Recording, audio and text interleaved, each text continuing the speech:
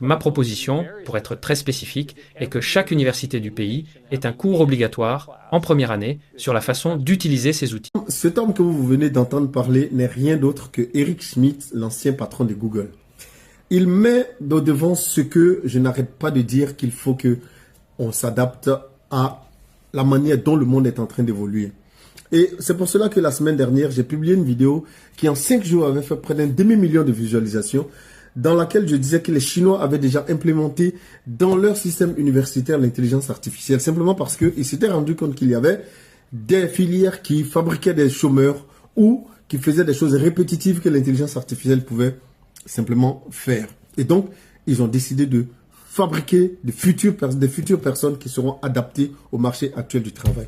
Surprise, c'est là que les bras m'en sont tombés. J'ai eu des intellectuels africains qui sont venus sous ma vidéo pour chercher à démontrer que l'intelligence artificielle était en train de rendre les enfants plus idiots. La question que je me suis posée, c'est dans quel monde on vit? Dans quel monde nous, Africains, nous vivons? Le monde est en train d'avancer. Les Européens ont Mistral qui est en train de chercher à concurrencer DeepSeek, Qwen, etc., Genspark, etc., des Chinois. Et en face, vous avez le grand Google avec Gemini, vous avez, n'est-ce pas, Claude, vous avez ChatGPT, etc., etc. Le monde est en train d'exploser dans tous les sens avec les intelligences artificielles qui sont en train de s'implémenter de plus en plus dans le marché du travail. Et nous sommes à des niveaux, l'intelligence artificielle va rendre les gens plus idiots. Mais comment est-ce que nous fonctionnons dans nos têtes en Afrique? Qu'est-ce que nous voulons concrètement? Continuer à rester dans notre bulle subjective, irrationnelle, peu connectée de la réalité, ou chercher à fabriquer des personnes qui demain seront en mesure de pouvoir être opérationnelles sur le marché du travail international.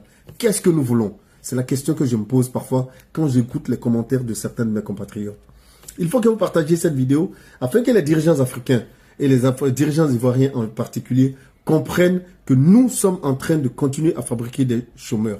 J'ai été prof en Côte d'Ivoire en 1992, il y a plus de 30 ans.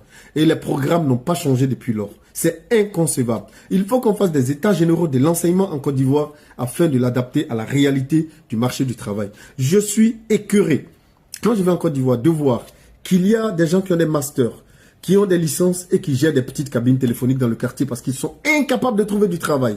Est-ce que vous trouvez que cela c'est normal? Et nos dirigeants, rien du tout. On ne cherche pas du tout à revoir le système éducatif afin de rendre cela plus compétitif sur le marché du travail. Où est-ce que nous allons? Où est-ce que nous allons? Il faut qu'on se réveille et qu'on refasse le système éducatif de la Côte d'Ivoire.